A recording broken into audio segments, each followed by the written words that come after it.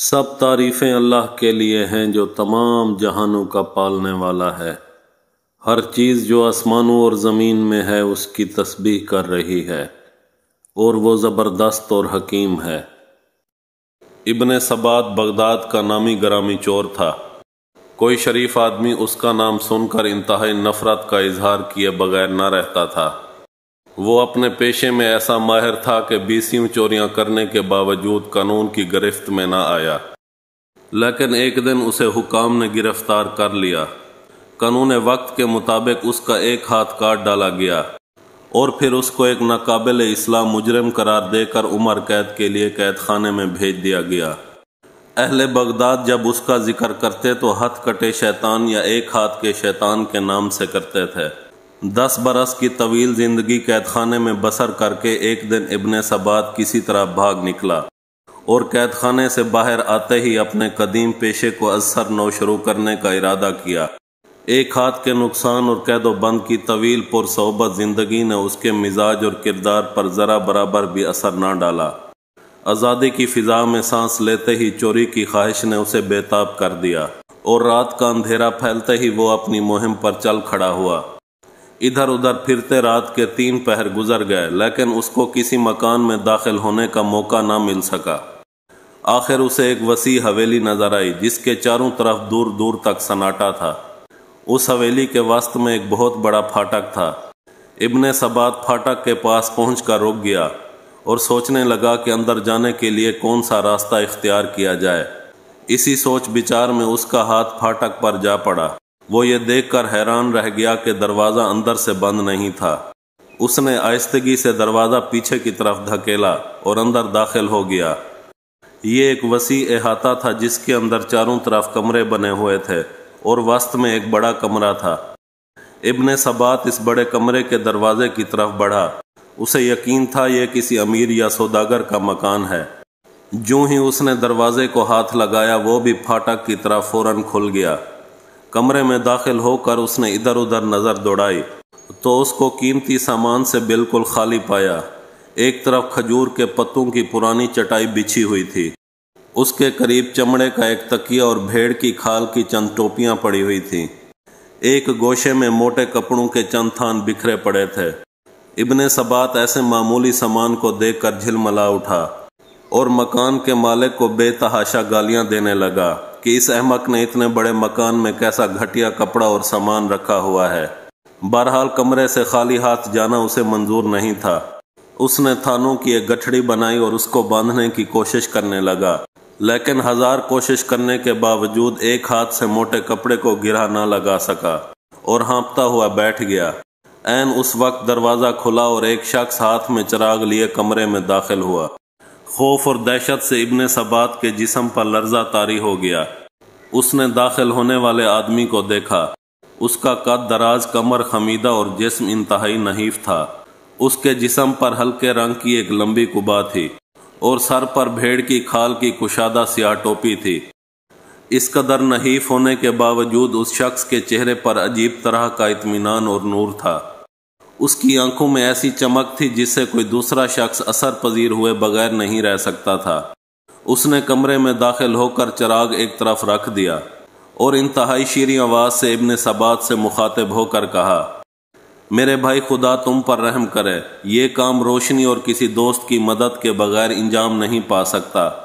دیکھو یہ چراغ روشن ہے اور تمہاری مدد کے لیے میں حاضر ہوں۔ اب ہم دونوں یہ کام اطمینان سے کر لیں گے۔ ابن سبات حیرت سے اس اجنبی کے منہ کی طرف تک رہا تھا اور اس کی سمجھ میں نہیں آ رہا تھا کہ یہ کیا معاملہ ہے۔ اتنے میں اجنبی نے تھانوں کو 2 حصوں میں تقسیم کر دیا اور پھر ان کی الگ الگ 2 گٹھڑیاں باندھ لی۔ پھر اچانک اسے خیال آیا اور اس نے ابن سبات سے مخاطب ہو کر کہا، میرے بھائی، مجھے معاف کرنا۔ مجھے خیال نہیں رہا کہ ایسا تھکا دینے والا کام کر کے تمہیں بھوک لگ رہی ہوگی۔ میں ابھی تمہارے لیے گرم گرم دودھ لاتا ہوں اور اسے پی کر تم تازہ دم ہو جاؤ گے۔ یہ کہہ کر اجنبی کمرے سے باہر نکل گیا اور ابن سبات عالم تحیر میں کھو گیا۔ اچانک اسے کوئی خیال آیا اور اس نے ماتھے پر ہاتھ مار کر کہا، اتنا بھی نہ سمجھ سکا کہ یہ کوئی میرے پیشے کا آدمی ہے۔ اتفاق سے آج ہم دونوں اس مکان میں جمع ہو گئے۔ یہ گھر کا بھیدی معلوم ہوتا ہے۔ اسے معلوم تھا کہ آج یہ مکان رہنے والوں سے خالی ہے، اس لیے وہ روشنی کا سامان لے کر آیا۔ جب اس نے دیکھا کہ میں پہلے سے پہنچا ہوا ہوں تو اس سامان میں آدھے حصے کا حقدار بننے کے لیے میرا ساتھ دینے پر آمادہ ہو گیا۔ وہ یہی سوچ رہا تھا کہ اجنبی ہاتھ میں دودھ کا پیالہ لیے پھر کمرے میں داخل ہوا اور یہ کہہ کر پیالہ ابن سبات کے ہاتھ میں پکڑا دیا کہ اسے پی لو، یہ تمہاری بھوک اور تھکن کو دور کر دے گا۔ ابن سبات کو فی الواقعہ سخت بھوک لگ رہی تھی۔ اس نے آنن فانن دودھ کا پیالہ خالی کر دیا اور پھر کڑک کر اجنبی سے کہا، دیکھو میں تم سے پہلے پہنچ گیا تھا، اس لیے ہمارے پیشے کے اصول کے مطابق تمہارا اس مال پر بالکل کوئی حق نہیں۔ تاہم تم نے مال سمیٹنے میں جس طرح میری مدد کی، اس کے پیش نظر تمہاری تھوڑی بہت مدد کر دوں گا۔ چلو اب گٹھڑیاں اٹھائیں اور چلیں۔ ابن سبات کے جواب میں اجنبی مسکرایا اور پھر شفقت آمیز لہجے میں کہا، میرے بھائی تم میرے حصے کا خیال کر کے کیوں اپنا دل میلا کرتے ہو؟ میں تم سے کسی چیز کا مطالبہ نہیں کروں گا۔ تمہارا ایک ہاتھ ہے، یہ چھوٹی گٹھڑی تم اٹھا لو اور بڑی گٹھڑی میں اٹھا لیتا ہوں، جہاں تم کہو گے میں پہنچا دوں گا۔ ابن سبات نے کہا، بس ٹھیک ہے، تمہیں مجھ سے بہتر سردار سارے ملک میں نہیں مل سکتا۔ میں یہ چھوٹی گٹھڑی اٹھا لیتا ہوں اور تم بڑی گٹھڑی اٹھا کر میرے آگے آگے چلو۔ نحیف الجثہ اجنبی نے پورا زور لگا کر بڑی گٹھڑی کمر پر لا دی۔ اس کی خمیدہ کمر اس کے بوجھ سے اور بھی زیادہ خمیدہ ہو گئی اور وہ آہستہ آہستہ قدم اٹھاتا ہوا ابن سبات کے آگے آگے چل پڑا۔ لیکن ابن سبات کو بہت عجلت تھی، کیونکہ رات بہت تیزی سے ختم ہو رہی تھی اور وہ بار بار اجنبی کو ٹوک دیتا کہ تیز چلو۔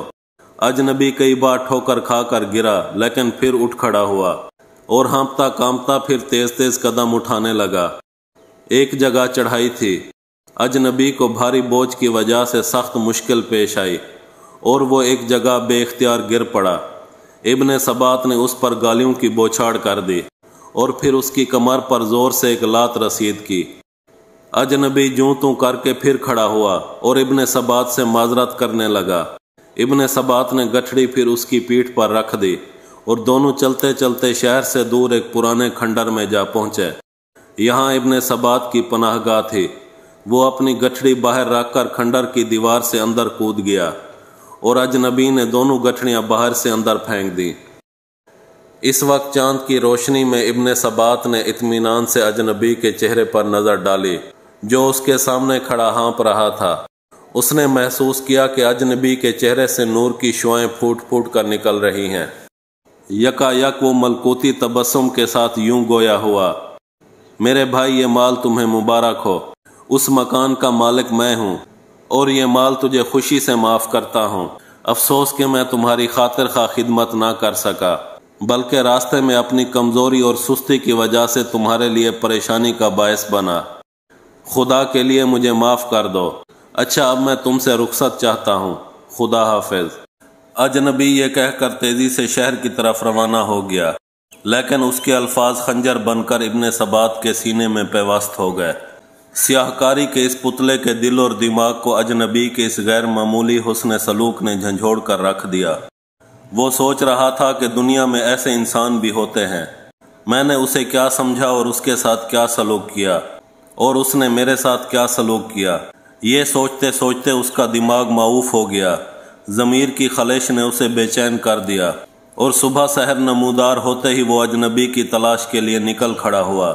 اب اس کے دل میں کسی کا خوف نہیں تھا، بس یہی آرزو تھی کہ اس اجنبی کے قدموں میں سر رکھ دے۔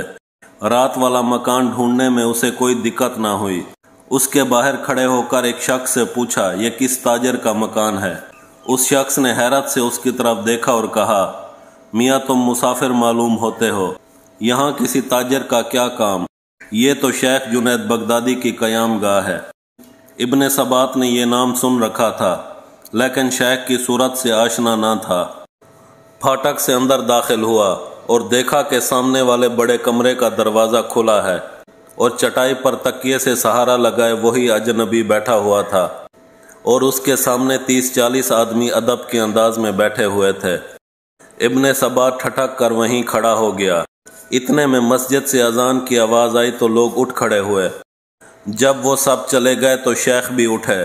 جو ہی انہوں نے دروازے کے باہر قدم رکھا، ابن ثبات روتا ہوا ان کے قدموں میں گر گیا۔ ندامت کے آنسوں نے اس کے دل کی ساری سیاہی دھو ڈالی۔ شیخ نے نہایت محبت اور شفقت سے اس کو زمین سے اٹھایا اور گلے سے لگا لیا۔ ابن ثبات کے دل کی دنیا بدل چکی تھی۔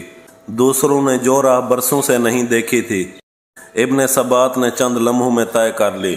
وہ شیخ کے حلقہ ارادت میں داخل ہو گیا اور ان کے فیض صحبت سے ہتھ کٹے شیطان کی بجائے شیخ احمد بن ثبات بن گیا اور اس کا شمار اللہ کے پیاروں میں ہونے لگا۔